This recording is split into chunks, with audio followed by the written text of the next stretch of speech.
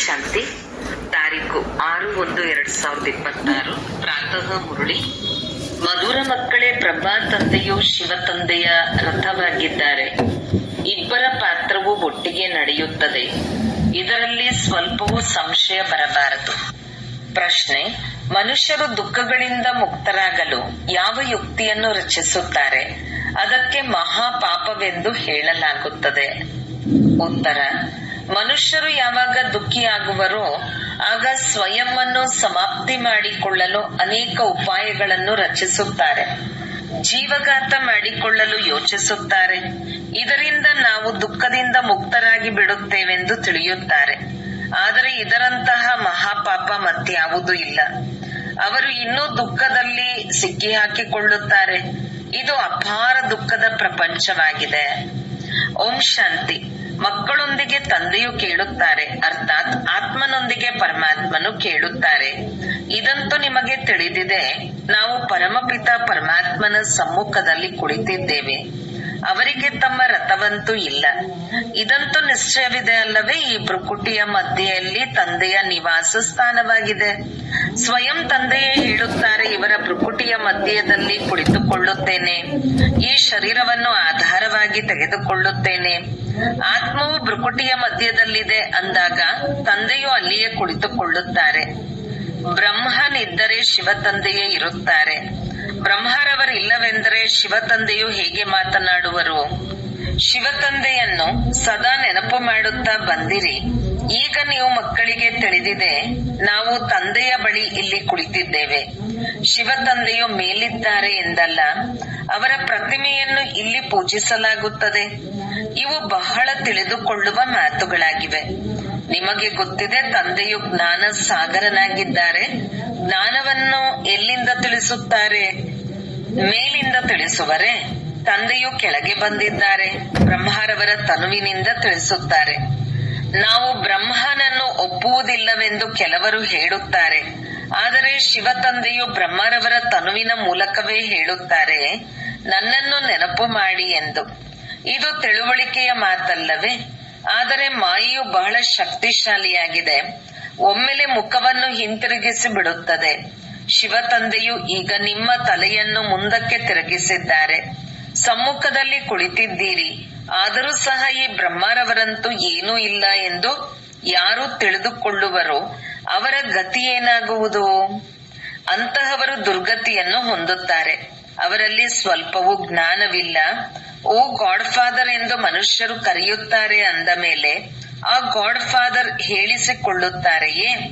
ಮುಕ್ತಿದಾತನೇ ಬನ್ನಿ ಎಂದು ಅವರಿಗೆ ಹೇಳುತ್ತಾರೆ ಅಂದ ಮೇಲೆ ಅವರು ಅಲ್ಲೇ ಕುಳಿತು ಮುಕ್ತಿಗೊಳಿಸುತ್ತಾರೆಯೇ? ಕಲ್ಪಕಲ್ಪವು ಪುರುಷೋತ್ತಮ ಸಂಗಮ ಯುಗದಲ್ಲಿಯೇ ತಂದೆಯು ಬರುತ್ತಾರೆ ಅಂದಾಗ ಅವರು ಯಾರಲ್ಲಿ ಬರುವರು? ಅವರನ್ನು ಒಂದು ವೇಳೆ ಹಾರಿಸಿಬಿಟ್ಟರೆ ಅಂತಹವರಿಗೆ ಏನು ಹೇಳುವುದು? ನಂಬರ್ 1 ತಮೋ ಪ್ರಧಾನರು. ನಿಶ್ಚಯವಿದ್ದರೂ ಸಹ ಮಾಯೆಯು ಒಮ್ಮೆಲೆ ಮುಖವನ್ನು ತಿರುಗಿಸಿ ಬಿಡುತ್ತದೆ. ಅದರಲ್ಲಿ ಎಷ್ಟು ಬಲವಿದೆ ಎಂದರೆ ಒಮ್ಮೆಲೆ ಕನಿಷ್ಠರನ್ನಾಗಿ ಮಾಡಿಬಿಡುತ್ತದೆ. ಇಂತಹವರು ಕೆಲವರು ಸೇವಾ ಕೇಂದ್ರಗಳಿಗೆ ಬರುತ್ತಾರೆ. ಆದ್ದರಿಂದ ತಂದೆಯು ತಿಳಿಸುತ್ತಾರೆ, ಎಚ್ಚರಿಕೆಯಿಂದ ಇರಿ. ಬಲೆ ಯಾರಿಗಾದರೂ ಕೇಳಿರುವ ಮಾತನ್ನು ತಿಳಿಸಲೂಬಹುದು. ಆದರೆ ಅವರು ಹೇಗೆ ಪಂಡಿತರಂತೆ ಆಗಿಬಿಡುತ್ತಾರೆ. ಹೇಗೆ ತಂದೆಯು ಪಂಡಿತನ ಕಥೆಯನ್ನು ತಿಳಿಸುತ್ತಾರಲ್ಲವೇ? ರಾಮ ರಾಮ ಎಂದು ಹೇಳಿದರೆ ಸಾಗರವನ್ನು ಪಾರಾಗಿ ಬಿಡುತ್ತೀರಿ ಎಂದು ಪಂಡಿತನು ಹೇಳಿದರು. ಇದು ಸಹ ಒಂದು ಕತೆ ಮಾಡಲ್ಪಟ್ಟಿದೆ. ಈ ಸಮಯದಲ್ಲಿ ನೀವು ತಂದೆಯ ನೆನಪಿನಿಂದ ವಿಷಯ ಸಾಗರದಿಂದ ಕ್ಷೀರ ಸಾಗರದ ಎಡೆಗೆ ಹೋಗುತ್ತೀರಲ್ಲವೇ?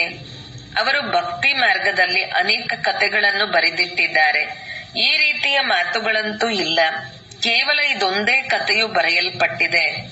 ಪಂಡಿತನು ಬೇರೆಯವರಿಗೆ ಹೇಳುತ್ತಿದ್ದನು, ತಾನು ಮಾತ್ರ ಸಿಕ್ಕಿ ಹಾಕಿಕೊಂಡನು. ಹಾಗೆಯೇ ಒಂದು ವೇಳೆ ತಾನು ವಿಕಾರದಲ್ಲಿ ಹೋಗುತ್ತಾ ಇರುವುದು ಮತ್ತು ಅನ್ಯರಿಗೆ ನಿರ್ವಿಕಾರಿಗಳಾಗಿ ಎಂದು ಹೇಳಿದರೆ ಅದರ ಪ್ರಭಾವ ಬೀರುವುದೇ? ಇಂತಹ ಬ್ರಹ್ಮಕುಮಾರ ಕುಮಾರಿಯರು ಇದ್ದಾರೆ. ತಮಗೆ ನಿಶ್ಚಯವಿಲ್ಲ, ಅನ್ಯರಿಗೆ ತಿಳಿಸುತ್ತಿರುತ್ತಾರೆ. ಆದ್ದರಿಂದ ಕೆಲವೊಂದೆಡೆ ಹೇಳುವವರಿಗಿಂತ ಕೇಳುವವರು ಮುಂದೆ ಹೊರಟು ಹೋಗುತ್ತಾರೆ. ಯಾರು ಅನೇಕರ ಸೇವೆ ಮಾಡುತ್ತಾರೋ ಅವರು ಖಂಡಿತ ಪ್ರಿಯರೆನಿಸುತ್ತಾರಲ್ಲವೇ? ಸುಳ್ಳು ಪಂಡಿತರಾಗಿ ಬಿಟ್ಟರೆ ಅವರನ್ನು ಯಾರು ಪ್ರೀತಿ ಮಾಡುತ್ತಾರೆ? ಮತ್ತೆ ಯಾರು ಪ್ರತ್ಯಕ್ಷದಲ್ಲಿ ನೆನಪು ಮಾಡುವರು? ಅವರ ಕಡೆ ಪ್ರೀತಿ ಇರುವುದು. ಒಳ್ಳೊಳ್ಳೆಯ ಮಹಾರಥಿಗಳನ್ನು ಸಹ ಮಾಯಿಯು ನುಂಗಿ ಬಿಡುತ್ತದೆ. ಅನೇಕರು ಹೀಗೆ ಹೊರಟು ಹೋದರು. ತಂದೆಯು ತಿಳಿಸುತ್ತಾರೆ, ಇನ್ನೂ ಕರ್ಮಾತೀತ ಸ್ಥಿತಿ ಆಗಿಲ್ಲ. ಒಂದು ಕಡೆ ಯುದ್ಧವಾಗುವುದು, ಇನ್ನೊಂದು ಕಡೆ ಕರ್ಮಾತೀತ ಸ್ಥಿತಿಯಾಗುವುದು. ಪೂರ್ಣ ಸಂಬಂಧವಿದೆ. ಮತ್ತೆ ಯುದ್ಧವು ಮುಕ್ತಾಯವಾಗಿ ಬಿಟ್ಟರೆ ನೀವು ಇಲ್ಲಿಂದ ವರ್ಗಾವಣೆಯಾಗುತ್ತೀರಿ. ಮೊದಲು ರುದ್ರಮಾಲೆಯಾಗುತ್ತದೆ. ಈ ಮಾತುಗಳು ಮತ್ಯಾರೂ ತಿಳಿದುಕೊಂಡಿಲ್ಲ. ನಿಮಗೆ ತಿಳಿದಿದೆ, ವಿನಾಶವು ಸನ್ಮುಖದಲ್ಲಿ ನಿಂತಿದೆ.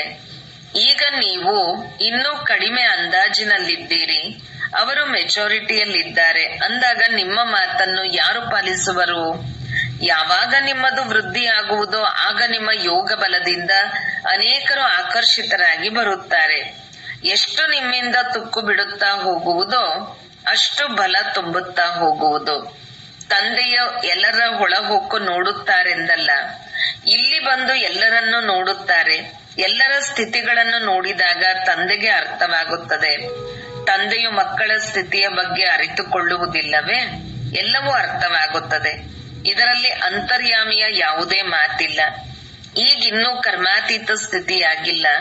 ಆಸುರಿ ಮಾತುಕತೆ, ಚಲನೆ ಇತ್ಯಾದಿಗಳೆಲ್ಲವೂ ಪ್ರಸಿದ್ಧವಾಗಿ ಬಿಡುತ್ತದೆ. ನೀವಂತೂ ತಮ್ಮದನ್ನು ದೈವಿ ನಡತೆಯನ್ನಾಗಿ ಮಾಡಿಕೊಳ್ಳಬೇಕಾಗಿದೆ. ದೇವತೆಗಳು ಸರ್ವಗುಣ ಸಂಪನ್ನ ಅಲ್ಲವೇ? ನೀವೀಗ ಅವರಂತೆ ಆಗಬೇಕು. ಈ ಅಸುರರೆಲ್ಲಿ? ಆ ದೇವತೆಗಳೆಲ್ಲಿ? ಆದರೆ ಮಾಯಿಯು ಯಾರನ್ನೂ ಬಿಡುವುದಿಲ್ಲ. ಮುಟ್ಟಿದರೆ ಮುನಿಯಾಗಿ ಮಾಡಿಬಿಡುತ್ತದೆ, ಒಮ್ಮೆಲೆ ಸಾಯಿಸಿ ಬಿಡುತ್ತದೆ. ಇದು 5ನೇ ಮಹಡಿ ಅಲ್ಲವೇ? ದೇಹಾಭಿಮಾನವು ಬಂದಾಗಲೇ ಒಮ್ಮೆಲೆ ಮೇಲಿನಿಂದ ಕೆಳಗೆ ಬೀಳುತ್ತಾರೆ. ಬಿದ್ದರೆ ಸತ್ತರೆಂದರ್ಥ. ಇತ್ತೀಚೆಗೆ ತಮ್ಮನ್ನು ತಾವು ಹತ್ಯೆ ಮಾಡಿಕೊಳ್ಳಲು ಎಂತೆಂತಹ ಉಪಾಯಗಳನ್ನು ರಚಿಸುತ್ತಾರೆ. 21ನೇ ಅಂತಸ್ತಿನಿಂದ ಬೀಳುತ್ತಾರೆ. ಇದರಿಂದ ಒಂದೇ ಸಲ ಸಮಾಪ್ತಿಯಾಗಿ ಬಿಡಬೇಕು ಎಂದು. ಏಕೆಂದರೆ ಮತ್ತೆ ಆಸ್ಪತ್ರೆಯಲ್ಲಿ ನೋವನ್ನು ಅನುಭವಿಸಬಾರದು, ದುಃಖವನ್ನು ಅನುಭವಿಸಬಾರದು.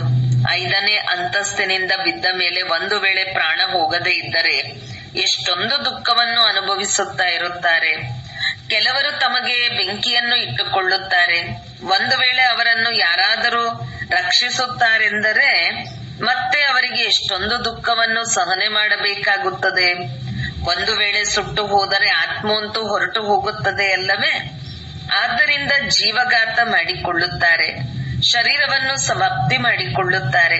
ಶರೀರ ಬಿಟ್ಟರೆ ನಾವು ದುಃಖದಿಂದ ಮುಕ್ತರಾಗುತ್ತೇವೆಂದು ತಿಳಿದುಕೊಳ್ಳುತ್ತಾರೆ. ಆದರೆ ಇದು ಸಹ ಮಹಾಪಾಪವಾಗಿದೆ. ಇನ್ನೂ ಅಧಿಕ ದುಃಖವನ್ನು ಅನುಭವಿಸಬೇಕಾಗುತ್ತದೆ. ಇದು ಅಪಾರ ದುಃಖದ ಪ್ರಪಂಚವಾಗಿದೆ. ಅಲ್ಲಿ ಅಪಾರ ಸುಖವಿರುತ್ತದೆ. ನೀವು ಮಕ್ಕಳು ತಿಳಿದುಕೊಂಡಿದ್ದೀರಿ, ನಾವೀಗ ಹಿಂತಿರುಗಿ ಹೋಗುತ್ತೇವೆ. ದುಃಖಧಾಮದಿಂದ ಸುಖಧಾಮಕ್ಕೆ ಹೋಗುತ್ತೇವೆ. ಈಗ ಯಾವ ತಂದೆಯು ಸುಖಧಾಮದ ಮಾಲೀಕರನ್ನಾಗಿ ಮಾಡುತ್ತಾರೆಯೋ ಅವರನ್ನು ನೆನಪು ಮಾಡಬೇಕು. ಈ ಬ್ರಹ್ಮರವರ ಮೂಲಕ ತಂದೆಯು ತಿಳಿಸಿಕೊಡುತ್ತಾರೆ. ಬ್ರಹ್ಮನ ಮೂಲಕ ರಾಜಯೋಗದ ಸ್ಥಾಪನೆಯ ಚಿತ್ರವೂ ಇದೆ ಅಲ್ಲವೇ? ಬಾಬಾ, ನಾವು ಅನೇಕ ಬಾರಿ ತಮ್ಮಿಂದ ಸ್ವರ್ಗದ ಆಸ್ತಿಯನ್ನು ಪಡೆದುಕೊಳ್ಳಲು ಬಂದಿದ್ದೇವೆಂದು ನೀವು ಹೇಳುತ್ತೀರಿ. ತಂದೆಯೂ ಸಹ ಯಾವಾಗ ಪ್ರಪಂಚವು ಬದಲಾಗಬೇಕು ಆಗ ಸಂಗಮದಲ್ಲಿಯೇ ಬರುತ್ತಾರೆ. ಆದ್ದರಿಂದ ತಂದೆಯು ತಿಳಿಸುತ್ತಾರೆ, ನಾನು ನೀವು ಮಕ್ಕಳನ್ನು ದುಃಖದಿಂದ ಬಿಡಿಸಿ ಸುಖದ ಪಾವನ ಪ್ರಪಂಚಕ್ಕೆ ಕರೆದುಕೊಂಡು ಹೋಗಲು ಬಂದಿದ್ದೇನೆ. ಹೇ ಪತೀತ ಪಾವನ ಎಂದು ಕರೆಯುತ್ತಾರೆ. ಆದರೆ ಈ ಚೀಚಿ ಪ್ರಪಂಚದಿಂದ ಮನೆಗೆ ಕರೆದುಕೊಂಡು ಹೋಗಿ ಎಂದು ನಾವು ಮಹಾಕಾಲನನ್ನು ಕರೆಯುತ್ತಿದ್ದೇವೆಂಬುದು ತಿಳಿದುಕೊಂಡಿಲ್ಲ.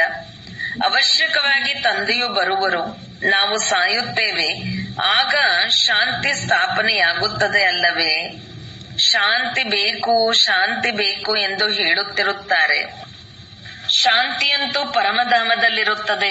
ಆದರೆ ಈ ಪ್ರಪಂಚದಲ್ಲಿ ಎಷ್ಟೊಂದು ಮನುಷ್ಯರಿದ್ದಾರೆ ಅಂದ ಮೇಲೆ ಶಾಂತಿಯು ಹೇಗೆ ಸ್ಥಾಪನೆಯಾಗುವುದು? ಸತ್ಯಯುಗದಲ್ಲಿ ಸುಖ ಶಾಂತಿ ಇತ್ತು. ಈಗ ಕಲಿಯುಗದಲ್ಲಿ ಅನೇಕ ಧರ್ಮಗಳಿವೆ. ಯಾವಾಗ ಅನೇಕ ಧರ್ಮಗಳು ಸಮಾಪ್ತಿಯಾಗುವುದೋ ಆಗ ಒಂದು ಧರ್ಮದ ಸ್ಥಾಪನೆಯಾಗುವುದು. ಮತ್ತು ಸುಖ ಶಾಂತಿಯಿಂದ ಇರುತ್ತೀರಲ್ಲವೇ? ಹಾಹಾಕಾರದ ನಂತರವೇ ಮತ್ತೆ ಜೈ ಜೈಕಾರವಾಗುವುದು. ಮುಂದೆ ಹೋದಂತೆ ನೋಡುವಿರಿ, ಮೃತ್ಯುವಿನ ಸಂತೆ ಎಷ್ಟು ಜೋರಾಗಿರುತ್ತದೆ. ವಿನಾಶವು ಖಂಡಿತ ಆಗುವುದು. ತಂದೆಯೇ ಬಂದು ಒಂದು ಧರ್ಮದ ಸ್ಥಾಪನೆ ಮಾಡಿಸುತ್ತಾರೆ, ರಾಜಯೋಗವನ್ನು ಕಲಿಸುತ್ತಾರೆ. ಉಳಿದ ಅನೇಕ ಧರ್ಮಗಳು ಸಮಾಪ್ತಿಯಾಗುತ್ತದೆ. ಗೀತೆಯಲ್ಲಿ ಏನನ್ನೂ ತೋರಿಸಿಲ್ಲ. ಪಂಚ ಪಾಂಡವರು ಮತ್ತು ನಾಯಿಯನ್ನು ಹಿಮಾಲಯದಲ್ಲಿ ಕರಗಿ ಹೋಯಿತು ಎಂದು. ಮತ್ತೆ ಫಲಿತಾಂಶವೇನು? ಪ್ರಳಯವನ್ನು ತೋರಿಸಿಬಿಟ್ಟಿದ್ದಾರೆ. ಬಲೆ ಜಲಮಯವಾಗುತ್ತದೆ, ಆದರೆ ಇಡೀ ಪ್ರಪಂಚವು ಜಲಮಯವಾಗಲು ಸಾಧ್ಯವಿಲ್ಲ. ಭಾರತವು ಅವಿನಾಶಿ ಪವಿತ್ರವಾದ ಖಂಡವಾಗಿದೆ. ಅದರಲ್ಲಿಯೂ ಆಬೂ ಪರ್ವತ ಎಲ್ಲದಕ್ಕಿಂತ ಪವಿತ್ರ ತೀರ್ಥ ಸ್ಥಾನವಾಗಿದೆ. ಎಲ್ಲಿ ತಂದೆಯು ಬಂದು ಮಕ್ಕಳ ಮೂಲಕ ಸರ್ವರ ಸದ್ಗತಿ ಮಾಡುತ್ತಾರೆ. ದಿಲ್ವಾಡ ಮಂದಿರದಲ್ಲಿ ಎಷ್ಟು ಒಳ್ಳೆಯ ನೆನಪಾರ್ಥವಿದೆ, ಎಷ್ಟು ಅರ್ಥ ಸಹಿತವಾಗಿದೆ. ಆದರೆ ಯಾರು ಅದನ್ನು ಕಟ್ಟಿಸಿದ್ದಾರೆಯೋ ಅವರು ತಿಳಿದುಕೊಂಡಿಲ್ಲ. ಆದರೂ ಸಹ ಅವರು ಒಳ್ಳೆಯ ಬುದ್ಧಿವಂತರಾಗಿರಬೇಕಲ್ಲವೇ? ದ್ವಾಪರದಲ್ಲಿ ಅವಶ್ಯಕವಾಗಿ ಒಳ್ಳೆಯ ಬುದ್ಧಿವಂತರಿದ್ದಾರೆ. ದ್ವಾಪರದಲ್ಲಾದರೂ ತಮೋಬುದ್ಧಿಯವರಿರುತ್ತಾರೆ. ಆದರೆ ಕಲಿಯುಗದಲ್ಲಿ ತಮೋ ಪ್ರಧಾನರಾಗಿದ್ದಾರೆ. ಎಲ್ಲ ಮಂದಿರಗಳಿಗಿಂತಲೂ ಇದು ಶ್ರೇಷ್ಠವಾಗಿದೆ. ಎಲ್ಲಿ ನೀವು ಕುಳಿತಿದ್ದೀರಿ, ನಿಮಗೆ ತಿಳಿದಿದೆ. ನಾವು ಚೈತನ್ಯವಾಗಿ ಕುಳಿತಿದ್ದೇವೆ. ಅದು ಜಡ ಮಂದಿರವಾಗಿದೆ. ನಮ್ಮದೇ ನೆನಪಾರ್ಥ ಮಂದಿರವಾಗಿದೆ. ಆದರೆ ನಾವು ಚೈತನ್ಯ ದಿಲ್ವಾಡ ಮಂದಿರವೆಂದು ಬರೆಯಲು ಸಾಧ್ಯವಿಲ್ಲ. ಏಕೆಂದರೆ ಜೈನರು ಇವರು ಯಾರು ಹೀಗೆ ಹೇಳುತ್ತಾರೆ ಎಂದು ಕೇಳುತ್ತಾರೆ. ನೀವೀಗ ನೋಡುತ್ತಾ ಇರುತ್ತೀರಿ, ವಿನಾಶದಲ್ಲಿ ಹೋಲ್ಸೇಲ್ ಮೃತ್ಯುವಾಗುವುದು, ಹೋಲ್ಸೇಲ್ ಮಹಾಭಾರಿ ಯುದ್ಧವಾಗುವುದು. ಎಲ್ಲರೂ ಸಮಾಪ್ತಿಯಾಗುತ್ತಾರೆ. ಬಾಕಿ ಒಂದು ಖಂಡವೇ ಇರುವುದು. ಭಾರತವು ಬಹಳ ಚಿಕ್ಕದಾಗಿರುವುದು. ಉಳಿದೆಲ್ಲವೂ ಸಮಾಪ್ತಿಯಾಗಿ ಬಿಡುತ್ತದೆ. ಸ್ವರ್ಗವು ಎಷ್ಟು ಚಿಕ್ಕದಾಗಿರುವುದು. ಈಗ ನಿಮ್ಮ ಬುದ್ಧಿಯಲ್ಲಿ ಈ ಜ್ಞಾನವಿದೆ. ಯಾರಿಗಾದರೂ ತಿಳಿಸುವುದರಲ್ಲಿ ಸಮಯ ಹಿಡಿಸುವುದಿಲ್ಲ. ಇದು ಪುರುಷೋತ್ತಮ ಸಂಗಮ ಯುಗವಾಗಿದೆ. ಇಲ್ಲಿ ಎಷ್ಟೊಂದು ಮಂದಿ ಮನುಷ್ಯರಿದ್ದಾರೆ ಮತ್ತು ಸತ್ಯಯುಗದಲ್ಲಿ ಎಷ್ಟೊಂದು ಕಡಿಮೆ ಜನಸಂಖ್ಯೆ ಇರುತ್ತದೆ. ಇವರೆಲ್ಲರೂ ಸಮಾಪ್ತಿಯಾಗುತ್ತಾರೆ. ಮತ್ತೆ ಮೊದಲಿನಿಂದ ವಿಶ್ವದ ಇತಿಹಾಸ ಭೂಗೋಳವು ಪುನರಾವರ್ತನೆಯಾಗುತ್ತದೆ. ಅವಶ್ಯಕವಾಗಿ ಸ್ವರ್ಗದಿಂದ ಪುನರಾವರ್ತನೆ ಮಾಡುತ್ತೀರಿ. ನೀವು ಕೊನೆಯಲ್ಲಿ ಬರುವುದಿಲ್ಲ. ಈ ಡ್ರಾಮಾದ ಚಕ್ರವು ಅನಾದಿಯಾಗಿದೆ, ಸುತ್ತುತ್ತಾ ಇರುತ್ತದೆ. ಇತ್ತ ಕಡೆ ಕಲಿಯುಗ, ಅತ್ತ ಕಡೆ ಸತ್ಯಯುಗ. ನಾವು ಸಂಗಮ ಯುಗದಲ್ಲಿದ್ದೀವಿ. ತಂದೆಯು ಬರುತ್ತಾರೆ ಅಂದ ಮೇಲೆ ರಥವು ಅವಶ್ಯಕವಾಗಿ ಬೇಕಲ್ಲವೇ? ಈಗ ತಂದೆಯು ತಿಳಿಸುತ್ತಾರೆ, ನೀವು ಮನೆಗೆ ಹೋಗುವಿರಿ. ನೀವೇ ಲಕ್ಷ್ಮೀನಾರಾಯಣರಾಗಬೇಕು. ಆದ್ದರಿಂದ ದೈವಿ ಗುಣಗಳನ್ನು ಧಾರಣೆ ಮಾಡಬೇಕು. ಮಾಯೆಯು ಹೀಗಿದೆ, ಒಮ್ಮೆಲೆ ಬೀಳಿಸಿಬಿಡುತ್ತದೆ. ಆಗ ಬಾಬಾ ನಾವು ಮುಖ ಕಪ್ಪು ಮಾಡಿಕೊಂಡೆವು ಎಂದು ಬರೆಯುತ್ತಾರೆ. ರಾಮರಾಜ್ಯ ಮತ್ತು ರಾವಣ ರಾಜ್ಯವೆಂಬುದು ಯಾವುದಕ್ಕೆ ಹೇಳಲಾಗುತ್ತದೆ ಎಂಬುದನ್ನು ನೀವು ಮಕ್ಕಳಿಗೆ ತಿಳಿಸಲಾಗಿದೆ. ಪತಿತರಿಂದ ಪಾವನರು ಮತ್ತೆ ಪಾವನರಿಂದ ಪತಿತರು ಹೇಗಾಗುತ್ತೀರಿ? ಈ ಆಟದ ರಹಸ್ಯವನ್ನು ತಂದೆಯೇ ಕುಳಿತು ತಿಳಿಸುತ್ತಾರೆ. ತಂದೆಯು ಜ್ಞಾನಪೂರ್ಣ ಬೀಜ ರೂಪನಾಗಿದ್ದಾರೆ, ಚೈತನ್ಯವಾಗಿದ್ದಾರೆ. ಅವರೇ ಬಂದು ತಿಳಿಸಿಕೊಡುತ್ತಾರೆ. ತಂದೆಯೇ ಹೇಳುತ್ತಾರೆ, ಇಡೀ ಕಲ್ಪವೃಕ್ಷದ ರಹಸ್ಯವನ್ನು ತಿಳಿದುಕೊಂಡಿರಾ? ಇದರಲ್ಲಿ ಏನಾಗುತ್ತದೆ? ನೀವು ಇದರಲ್ಲಿ ಎಷ್ಟು ಪಾತ್ರಗಳನ್ನು ಅಭಿನಯಿಸಿದಿರಿ? ಅರ್ಧಕಲ್ಪ ದೈವಿ ಸ್ವರಾಜ್ಯ, ಅರ್ಧಕಲ್ಪ ಆಸುರಿ ರಾಜ್ಯ. ಒಳ್ಳೊಳ್ಳೆಯ ಮಕ್ಕಳ ಬುದ್ಧಿಯಲ್ಲಿ ಜ್ಞಾನವಿರುತ್ತದೆ. ತಂದೆಯು ತಮ್ಮ ಸಮಾನರನ್ನಾಗಿ ಮಾಡಿಕೊಳ್ಳುತ್ತಾರಲ್ಲವೇ? ಶಿಕ್ಷಕರಲ್ಲಿಯೂ ನಂಬರ್ ವಾರ್ ಇರುತ್ತಾರೆ. ಕೆಲವರು ಶಿಕ್ಷಕರಾಗಿಯೂ ಸಹ ಮತ್ತೆ ಕೆಟ್ಟು ಹೋಗುತ್ತಾರೆ. ಅನೇಕರಿಗೆ ಕಲಿಸಿದವರು ಮತ್ತೆ ಸ್ವಯಂ ತಾವೇ ಸಮಾಪ್ತಿಯಾದರು. ಚಿಕ್ಕ ಚಿಕ್ಕ ಮಕ್ಕಳಲ್ಲಿಯೂ ಭಿನ್ನ ಭಿನ್ನ ಸಂಸ್ಕಾರವಿರುತ್ತದೆ. ಕೆಲವರು ನಂಬರ್ 1 ಪತೀತರಾಗಿದ್ದಾರೆ. ಇನ್ನು ಕೆಲವರು ಸ್ವರ್ಗದಲ್ಲಿ ಹೋಗಲು ಯೋಗ್ಯರಾಗಿದ್ದಾರೆ. ಕೆಲವರು ಜ್ಞಾನವನ್ನು ಪಡೆದುಕೊಳ್ಳುವುದೇ ಇಲ್ಲ. ತಮ್ಮ ನಡತೆಯನ್ನು ಸುಧಾರಣೆ ಮಾಡಿಕೊಳ್ಳುವುದಿಲ್ಲ. ಎಲ್ಲರಿಗೆ ದುಃಖವನ್ನು ಕೊಡುತ್ತಿರುತ್ತಾರೆ. ಇದನ್ನು ಸಹ ಶಾಸ್ತ್ರಗಳಲ್ಲಿ ತೋರಿಸಿದ್ದಾರೆ.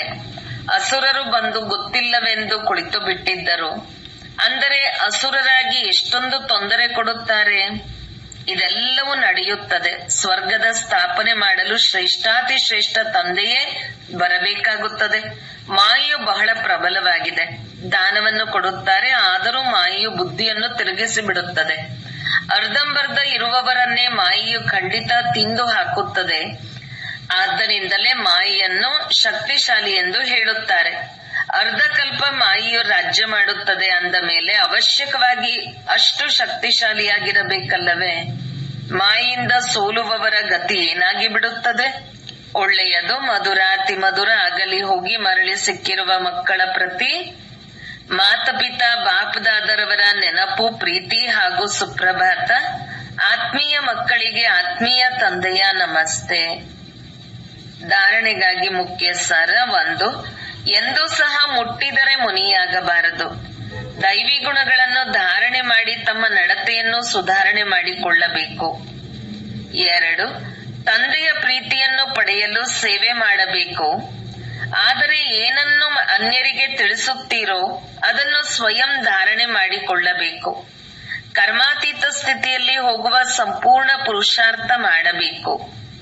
ವರದಾನ: ಸಾಕಾರ ರೂಪದಲ್ಲಿ ಬಾಬ್ದಾದರವರ ಸನ್ಮುಖದ ಅನುಭವ ಮಾಡುವಂತಹ ಕಂಬೈನ್ಡ್ ರೂಪಧಾರಿ ಭವ. ಹೇಗೆ ಶಿವಶಕ್ತಿ ಕಂಬೈನ್ಡ್ ಆಗಿದೆ, ಹಾಗೆಯೇ ಪಾಂಡವ ಪತಿ ಮತ್ತು ಪಾಂಡವ ಕಂಬೈನ್ಡ್ ಆಗಿದ್ದಾರೆ. ಯಾರು ಹೀಗೆ ಕಂಬೈನ್ಡ್ ರೂಪದಲ್ಲಿ ಇರುತ್ತಾರೆಯೋ ಅವರ ಮುಂದೆ ಬಾಬ್ದಾದರವರು ಸಾಕಾರದಲ್ಲಿ ಸರ್ವ ಸಂಬಂಧಗಳಿಂದ ಸಮ್ಮುಖದಲ್ಲಿ ಇರುತ್ತಾರೆ. ಈಗ ದಿನ ಕಳೆದಂತೆ ಇನ್ನಷ್ಟು ಅನುಭವ ಮಾಡಿರಿ. ಬಾಬ್ದಾದರವರು ತನ್ನ ಮುಂದೆಯೇ ಬಂದರು, ಕೈಯನ್ನಿಡಿದರು. ಬುದ್ಧಿವಂತಿಕೆಯಿಂದಲ್ಲ, ಕಣ್ಣುಗಳಿಂದ ನೋಡಿದೆವು ಎಂಬ ಅನುಭವವಾಗುವುದು. ಆದರೆ ಇದಕ್ಕಾಗಿ ಕೇವಲ ಒಬ್ಬ ತಂದೆಯ ಹೊರತು ಮತ್ಯಾರೂ ಇಲ್ಲ ಎಂಬ ಪಾಠವು ಪರಿಪಕ್ವವಾಗಿರಲಿ. ಅನಂತರ ಹೇಗೆ ನೆರಳು ಸುತ್ತಾಡುತ್ತಾ ಇರುತ್ತದೆಯೋ ಹಾಗೆಯೇ ಬಾಬ್ದಾದರವರ ಕಣ್ಣುಗಳಿಂದ ದೂರವಾಗಲು ಸಾಧ್ಯವಿಲ್ಲ. ಸದಾ ಸನ್ಮುಖದಲ್ಲಿ ಅನುಭೂತಿ ಆಗುತ್ತದೆ. ಸ್ಲೋಗನ್: ಮಾಯಾಜೀತ್ ಪ್ರಕೃತಿಜೀತರಾಗುವ ಶ್ರೇಷ್ಠ ಆತ್ಮರೇ ಸ್ವಕಲ್ಯಾಣಿ ಅಥವಾ ವಿಶ್ವ ಕಲ್ಯಾಣಿ ಆಗಿದ್ದಾರೆ. ಅವ್ಯಕ್ತ ಸೂಚನೆ: ಈ ಅವ್ಯಕ್ತ ಮಾಸದಲ್ಲಿ ಬಂಧನ ಮುಕ್ತರಾಗಿ ಜೀವನ ಮುಕ್ತ ಸ್ಥಿತಿಯ ಅನುಭವ ಮಾಡಿರಿ. ನೀವು ಈಗ ಜೀವನ್ಮುಕ್ತರಾದಾಗ ನಿಮ್ಮ ಜೀವನ್ಮುಕ್ತ ಸ್ಥಿತಿಯ ಪ್ರಭಾವ ಜೀವನ ಬಂಧನದಲ್ಲಿರುವ ಆತ್ಮಗಳ ಮೇಲೆ ಅಂತ್ಯಗೊಳಿಸುತ್ತದೆ. ಆದರೂ ಜೀವನ್ಮುಕ್ತರಾಗಿರು. ಆ ದಿನ ಯಾವಾಗ ಬರುವುದು?